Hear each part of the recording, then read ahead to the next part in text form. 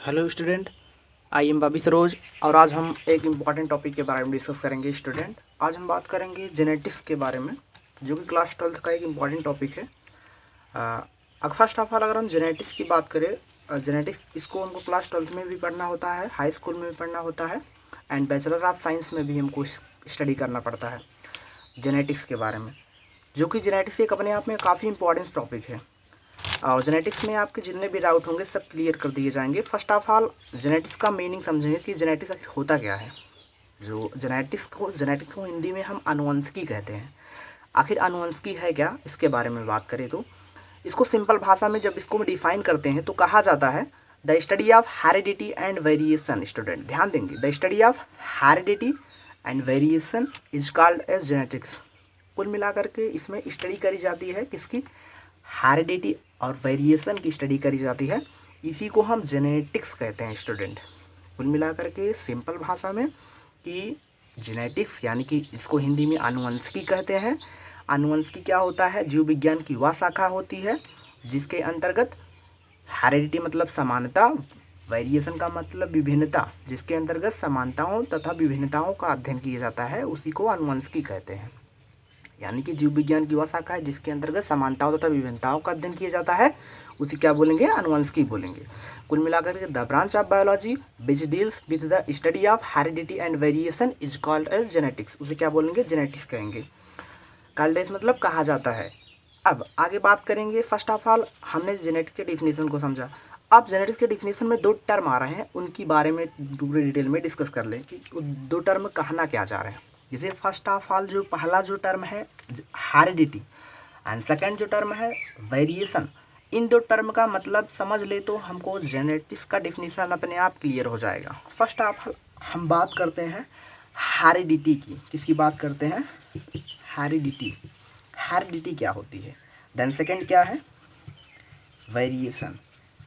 Student कुल मिलाकर के इसमें दो चीज़ की स्टडी करी जाती है, हेरिडिटी और वेरिएशन की स्टडी करी जाती है। फर्स्ट ऑफ ऑल अगर हम बात करें हेरिडिटी, हेरिडिटी क्या होता है, the transfer of character from parent to offspring is same. यानी कि हेरिडिटी को हिंदी में क्या बोलते हैं, समानताएं कहते हैं। समानताएं का मतलब होता है स्टूडेंट, जैसे आप लोग अगर अपना ही हुलिया देखोगे तो माता पिता से क्या होगा, कुछ ना कुछ कैरेक्टर आपको, मतलब कुछ ना कुछ लक्षण क्या होते हैं जो एक पीढ़ी से दूसरे पीढ़ी में जाते हैं, जो माता पिता से जो आप में पहुँचते हैं, तो कुछ ना कुछ लक्षण सेम होगा। यानी कि वही बात करी जा रही है, जो लक्षण समान होते हैं उसी को हम हेरिडिटी के फॉर्म में कहते हैं। जैसे उदाहरण के तौर पे आपका हो सकता है नोज़, जैसे आपके माता पिता का नोज़ हो सकता है आपका भी नोज़ ऐसा हो। नोज़ की बात नहीं, अनदर ईयर की बात कर लो, आई की बात कर लो ना, और मतलब और यह तो स्किन का कलर वो भी डिपेंड करता है जेनेटिकली। कहने का मतलब कुल मिलाकर के ऐसे लक्षण जो माता पिता से बच्चों में पहुंचते हैं उसी को क्या बोलते हैं, हेरिडिटी बोलते हैं। यानी कि उसकी क्या बोलते हैं, समानताएं, वो समान लक्षण होते हैं जो कि माता पिता से कहाँ पहुँचते हैं, बच्चों में पहुँचते हैं ना। वही कहा जा रहा है, ऐसे लक्षण जो माता पिता से कहाँ पहुँचते हैं, उसके संतानों में पहुँचते हैं, उसको हेरिडिटी कहते हैं। कुल मिलाकर के the transfer of character from parent to offspring is called as heredity, उसे क्या बोलेंगे, हेरिडिटी बोलेंगे। अगला जो स्टूडेंट है वेरिएशन, वेरिएशन की बात कर ले। वेरिएशन को हिंदी में क्या कहते हैं, विभिन्नताएं कहते हैं। क्या कहते हैं, विभिन्नताएं। विभिन्नताएं का मतलब होता है कि differ, the transfer of character from parent to offspring is differ, यानी कि वर डज नॉट सेम। ऐसे लक्षण जो माता पिता से पेरेंट में पहुंचते हैं जो लक्षण समान नहीं होते। उदाहरण के तौर पे आप जान सकते हैं, समझ सकते हैं कि जैसे आप अपने माता पिता को ही देखें और अपना हुलिया मिलाएं तो आप उनसे as it is to copy नहीं होंगे कि आप टू कॉपी उनके जैसा ही मिलोगे ना कुछ विभिन्नताएं अवश्य होंगी। उसी को क्या बोलते हैं, वेरिएशन बोलते हैं। यानी कि जो वेरिएशन कई लेवल पे हो सकती है ना, कई लेवल पे वेरिएशन हो सकती है। और हेरिडिटी आपको समझ में आ ही गया होगा, ये दोनों टर्म एकदम सिंपल सी है स्टूडेंट। कि कहने का मतलब कि वेरिएशन का मतलब ऐसे लक्षण जो माता पिता संतानों में पहुँचते हैं जो समान नहीं होते हैं उसे वेरिएशन कहते हैं, यानी विभिन्न होते हैं ना, समान नहीं होते हैं उसे वेरिएशन कह दे रहे हैं। विभिन्नता जिसको हिंदी में कह दे रहे हैं। और हेरिडिटी मतलब समान लक्षण, जो पेरेंट से आप स्प्रिंग में पहुंच रहे हैं जो समान लक्षण है उसे हेरिडिटी कह रहे हैं। आई होप आपको क्लियर हो गया होगा। अब हम बात करते हैं जेनेटिक्स के कुछ इंपॉर्टेंट साइंटिस्ट के बारे में। यहाँ पे ध्यान देंगे, ये जो साइंटिस्ट हैं अपने आप में काफ़ी इंपॉर्टेंस है। जेनेटिक्स की जब हम बात करते हैं तो इन साइंटिस्ट का जिक्र करा जाता है। और भी साइंटिस्ट हैं, आगे की लेवल हायर लेवल में पढ़ेंगे तो और भी साइंटिस्ट हैं। फर्स्ट ऑफ ऑल बात करेंगे, यानी कि 4 जो इंपॉर्टेंट साइंटिस्ट हैं। पहले जो है that is the father of genetics. Father of genetics which means जिसको हम क्या कहते हैं, आनुवंशिकी का पिता कहा जाता है। किसको? Father of genetics is known as Gregor John Mendel. किसको कहा जाता है? ग्रेगर मेंडल्स, और ग्रेगर जॉन मेंडल्स को कहा जाता है, जो कि अपने आप में आनुवंशिकी के काफ़ी इंपॉर्टेंट साइंटिस्ट है। ये महारथी हैं एक प्रकार से आनुवंशिकी के, देखा जाए तो। क्यों है महारथी, अभी आगे हम डिटेल में इनके बारे में डिस्कस करेंगे। अब आगे जो साइंटिस्ट का नाम है, these are the father of modern genetics, यानी कि फादर ऑफ मॉडर्न जेनेटिक्स जो आधुनिक आनुवंशिकी के पिता कहे जाते हैं, is known as William Bateson, जिसको डब्ल्यू बेटसन भी शॉर्ट फॉर्म में हम कह सकते हैं। क्या कह सकते हैं? डब्ल्यू बेटसन भी शॉर्ट फॉर्म में कह सकते हैं। आगे जो साइंटिस्ट है, these are the father of experimental genetics. Father of experimental genetics which means जो एक्सपेरिमेंट के बेसिस पे, यानी कि जिसको एक्सपेरिमेंट को हिंदी में प्रयोगिकी के आधार पर, वो कौन से साइंटिस्ट हैं? T H. Morgan. These are the Thomas Hunt Morgan, जो कि इसके ऊपर एक्सपेरिमेंट किए थे, ड्रोसोफिला मेलानोजेस्टर के ऊपर, ड्रोसोफिला फ्लाई के ऊपर किए थे, जिसका जूलॉजिकल नेम है ड्रोसोफिला मेलानोजेस्टर और आर फ्रूट फ्लाई जिसको कहा जाता है ना। आगे हम डिस्कस करेंगे, जो कि लिंकेज को दिए थे। These are the T H. Morgan, इनका काफ़ी इंपॉर्टेंट रोल रहा है जेनेटिक्स में। और ख़ास करके अभी हमने जो बताया फादर ऑफ मॉडर्न जेनेटिक्स, इनकी जो बात करी, डब्ल्यू बेटसन और विलियम बेटसन, ये क्या किए हैं? द टर्म जेनेटिक्स भी दिए हैं। ये जो जेनेटिक्स का टर्म भी दिए हैं, यानी कि सबसे पहले आनुवंशिकी शब्द का प्रयोग जो किए हैं बेटसन किए हैं। एक चीज़ और ध्यान देंगे, the term genetics is given by W Bateson in 1905 ईस्वी में दिया था। आगे बात करते हैं अनदर साइंटिस्ट, जो कि father of human genetics, Garrod को कहा जाता है। These are the father of human genetics is known as Garrod. Student, ये क्या है? इंपॉर्टेंट साइंटिस्ट हैं, इनको आप लर्न कर लेंगे, जो कि कहीं पूछा जाता है, MCQ टाइप क्वेश्चन में भी पूछ लिया जाता है, नॉर्मल कंपटीशन वगैरह एग्जामिनेशन में, और आपके बोर्ड में भी पूछ लिया जाता है। आई होप आपको क्लियर हो गया होगा। ये चीज़ें बहुत इंपॉर्टेंट साइंटिस्ट हैं। अब हम बात करते हैं, these are the first of all Mendel की बात कर लें, यानी कि जो सर ग्रेगर जॉन मेंडल हैं, क्यों इनको फादर ऑफ जेनेटिक्स कहा जा रहा है, इनकी बात कर लें। जो कि अभी हमने बताया था कि जो जेनेटिक्स के महारथी आपके मेंडल कहे जाते हैं, सर ग्रेगर जॉन मेंडल, जो कि ये मेंडल साहब एक ऐसे साइंटिस्ट रहे हैं, स्टूडेंट ध्यान देंगे, जिनको जीते जी साइंटिस्ट का दर्जा नहीं मिला है। अपने आप में बहुत दुर्भाग्यवश की बात है सर ग्रेगर जॉन मेंडल की। ध्यान देंगे क्यों नहीं मिला है दर्जा, उसके बारे में बात कर रहे हैं ना। फर्स्ट ऑफ ऑल अगर हम बात करें मेंडल्स की, तो मेंडल्स एक बहुत ही गरीब फैमिली के, बहुत ही गरीब फैमिली में इनका जन्म हुआ था। ये फर्स्ट ऑफ ऑल अपना स्टडी जो किए थे, इन्होंने नेचुरल साइंस की स्टडी करी थी। किसकी स्टडी करी थी? Natural science. Student, natural science की अगर हम बात करते हैं तो नेचुरल साइंस में जो सब्जेक्ट आते हैं, फिजिक्स, केमिस्ट्री, बायोलॉजी, मैथ, ये ना चारों सब्जेक्ट पढ़ा जाता है। इन्होंने इसका स्टडी करा था। इनको मैथमेटिक्स का भी नॉलेज था, स्टैटिक्स का भी नॉलेज था कुल मिला करके, जिससे ये अच्छे इनका मैथमेटिक्स पे अच्छी कमांड थी, स्टैटिक्स पढ़े थे। तो ये क्या कर रहे थे कि आगे चल करके ये चर्च के उपाध्याय हो गए थे। चर्च में रहते थे, चर्च के ईसाई के उपाध्याय, जो ईसाई लोग जो चर्च में रहते हैं, तो वहीं पे रहते थे। चर्च में रहते रहते इनको जहाँ पे रहते थे तो अपने बगीचे में रहते थे मेंडल साहब को रुचि थी पौधों के ऊपर प्रयोग करने में, और उन्होंने जो पौधे के ऊपर प्रयोग करने में जो उनकी रुचि थी, तो उन्होंने रुचि जो आई उनकी पाइथम से टाइबम प्लांट में, यानी कुल मिलाकर के मटर के पौधे में।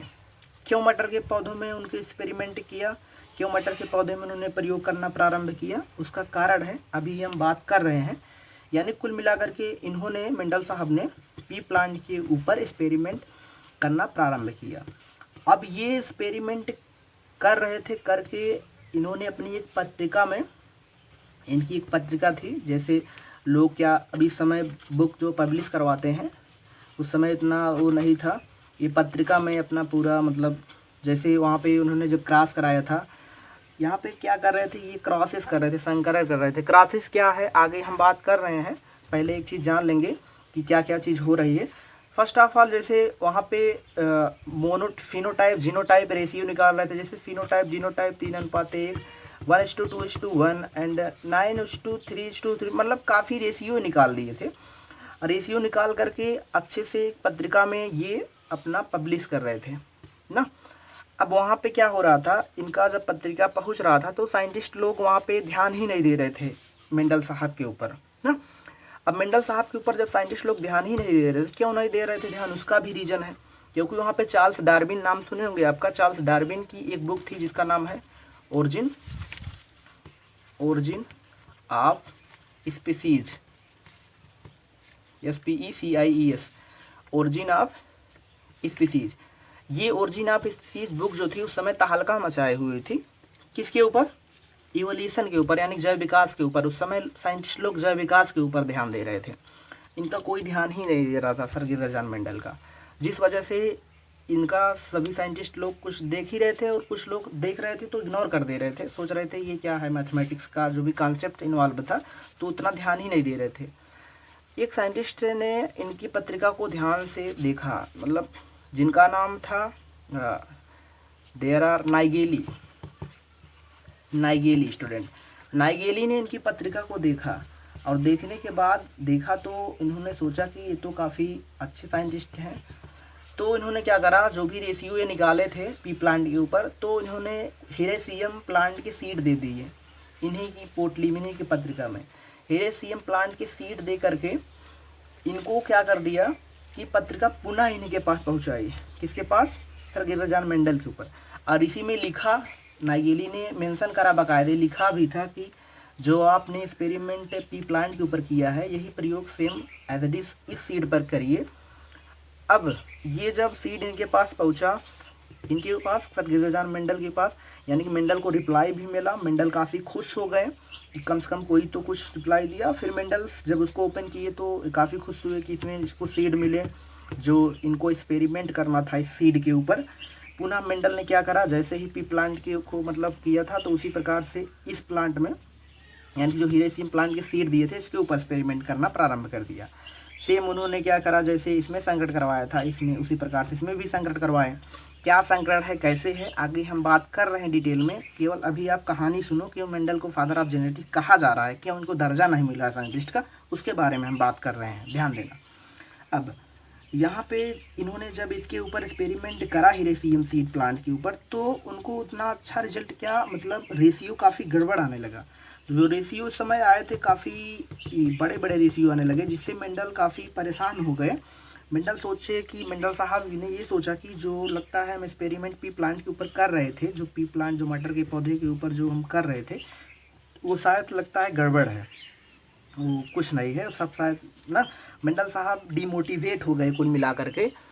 तो इन्होंने क्या करा कि मतलब एक्सपेरिमेंट करना बंद कर दिया। तो इनका उम्र भी काफ़ी हो गया था, जिससे इनकी मृत्यु भी हो गई। फिर से मेंडल की पुनः रीडिस्कवरी हुई थी, जो कि मेंडल ने अपने 7 ईयर एक्सपेरिमेंट्स किए थे पी प्लांट के ऊपर। पुनः मेंडल की जब रीडिस्कवरी हुई, जो कि 3 साइंटिस्ट ने मेंडल की रीडिस्कवरी की, Hugo de Vries, Tschermak and Carl coherence.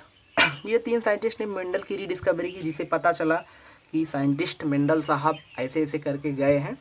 तो उन्होंने रीडिस्कवरी करके बताया कि ऐसे ऐसे एक्सपेरिमेंट हुआ था। वही एक्सपेरिमेंट उन्होंने खुद करके देखा तो same as it is result मिल रहा था, जिससे मेंडल को फादर ऑफ जेनेटिक्स से नवाजा गया। तब तक तो मेंडल साहब जा चुके थे दुनिया से, तो उनको घर वालों को ना नवाजा गया फादर ऑफ जेनेटिक्स मेंडल साहब। कहने का मतलब, अगर हम मेंडल साहब की बात करें तो अपने आप में काफ़ी, मतलब दुनिया के बहुत ही दुर्भाग्यवश साइंटिस्ट रहे हैं कि इनको जीते जी साइंटिस्ट का दर्जा नहीं मिला। और आज मेंडल की ही देन है जो हम हाइब्रिड सीड्स का यूज करते हैं। अगर मेंडल साहब ना होते स्टूडेंट, तो आज के टाइम में भूखमरी होती। क्यों भूखमरी होती? क्योंकि उसका रीज़न है ना, जो आजकल हाइब्रिड सीड देख रहे हैं। अभी राइस का सीज़न आने वाला है, यानी धान की फसल आने वाली है ना। उस समय लोग क्या करेंगे, हमेशा जैसे गेहूं का सीज़न चला गया तो गेहूं का भी हम लोग क्या करते हैं, हाइब्रिड सीड लेते हैं। हाइब्रिड सीड ले करके तब उसको बोते हैं, तो क्या होता है, जिससे पैदावार अधिक होती है। जैसे धान भी हो गया, धान को हम हर साल क्या करते हैं, नया धान चेंज करते हैं ना। हर एक क्वालिटी का धान, जो कि पैडी सीड्स आते हैं मार्केट में, there are following quality of seeds, कई क्वालिटी के सीड्स मार्केट्स में आते हैं, जो कि उस पैकेट के ऊपर लिखा रहता है F1 सीड। F1 क्या है, F2 क्या है, अभी आगे बात करेंगे ना। ये सब मेंडल्स की ही देन है स्टूडेंट। अपने आप में काफ़ी इंपॉर्टेंट साइंटिस्ट रहे हैं मेंडल साहब। देखा जाए तो आज हमको इनको मतलब इनका ध्यान देना, मतलब इनकी भी पूजा करनी चाहिए एक हिसाब से ना, मेंडल साहब की। क्यों करनी चाहिए? क्योंकि ये हमारे लिए बहुत कुछ करके चले गए हैं ना, क्योंकि इनको दर्जा भी नहीं। कुल मिलाकर के हमने बात करी मेंडल साहब के बारे में कि मेंडल साहब को क्यों साइंटिस्ट का दर्जा नहीं मिला। जीते जी, आई होप आपको क्लियर हो गया होगा। अगर नहीं क्लियर हो गया होगा तो उसको एक बार कमेंट करेंगे, उसको क्लियर हो जाएगा। नहीं तो एक बार फिर से वीडियो देखेंगे, क्लियर हो जाएगा। एकदम सिंपल है। कभी कहीं पर पूछ लिया जाता है मेंडल साहब के बारे में, थोड़ा जानना ज़रूरी रहता है ना, ये बात है। अब हम आगे बात करते हैं कि मेंडल साहब का एक्सपेरिमेंट्स क्या है, क्या कर रहे हैं, किसके ऊपर कैसे कर रहे हैं, थोड़ा सा इसके बारे में आउटलाइन जान लेते हैं। कुल मिलाकर के स्टूडेंट, जो मेंडल साहब एक्सपेरिमेंट कर रहे हैं किसके ऊपर कर रहे हैं, पी प्लांट्स के ऊपर कर रहे हैं। किसके ऊपर? मटर के पौधे के ऊपर कर रहे हैं। और मटर के पौधे के ऊपर इन्होंने 7 पेयर ऑफ कैरेक्टर्स को लिया, यानी 7 जोड़े लक्षणों को लिया। अब 7 जोड़े लक्षण क्या है आगे की वीडियो में डिस्कस करेंगे, जिसमें डोमिनेंट रिसेसिव लक्षण को लेकर डिस्कस कर रहे थे। तो थोड़ा सा इसका जो इसको गार्डन पी प्लांट्स भी कहते हैं, जो जिसका बॉटेनिकल नेम क्या है, पाइसम सटाइवम। स्टूडेंट ध्यान देंगे, पाइसम सटाइवम। अब ये इस प्लांट्स के ऊपर, यानी जिसको पी प्लांट कहा जा रहा है, इसी के ऊपर एक्सपेरिमेंट ये कर रहे थे, पाइसम सटाइवम के ऊपर। ये कर क्या रहे थे इन्होंने, ये क्रॉस जब कर रहे थे तो monohybrid cross, dihybrid cross, कई क्रॉसेस के ऊपर डिस्कस कर रहे थे। मोनो हाइब्रिड क्रॉस के ऊपर बात कर रहे थे। मोनो हाइब्रिड क्रॉस मतलब जब एक लक्षण लेते हैं, और मोनो हाइब्रिड क्रॉस जिसको हम हिंदी में एक संकर संकरण कहते हैं। क्या कहते हैं स्टूडेंट? एक संकर संकरण। एक संकर संकरण का मतलब जब एक जोड़ी लक्षण लेकर के संकरण किया जाता है, क्रॉस कराया जाता है, उसे हम एक संकर संकरण कहते हैं। हाँ, only one pair of character which is involved in cross is known as monohybrid cross, उसे मोनोहाइब्रिड क्रॉस बोलते हैं। जैसे उदाहरण के तौर पे मेंडल साहब जो मोनोहाइब्रिड क्रॉस करा रहे थे, तो क्या करा रहे थे? सबसे पहले वो लंबे पौधे और बौने पौधे के बीच संकरण करा रहे थे। लंबे पौधे का मतलब कि ये लंबा पौधा, बौना पौधा, यानी कि लंबे पौधे और बौने पौधे के बीच क्या कर रहे थे मेंडल साहब? क्रॉस करा रहे थे। अब लंबे पौधे बौने पौधे के बीच कैसे क्रॉस करा रहे थे, क्या करा रहे थे, इसके बारे में हम आगे डिस्कस करेंगे। Thanks for watching video.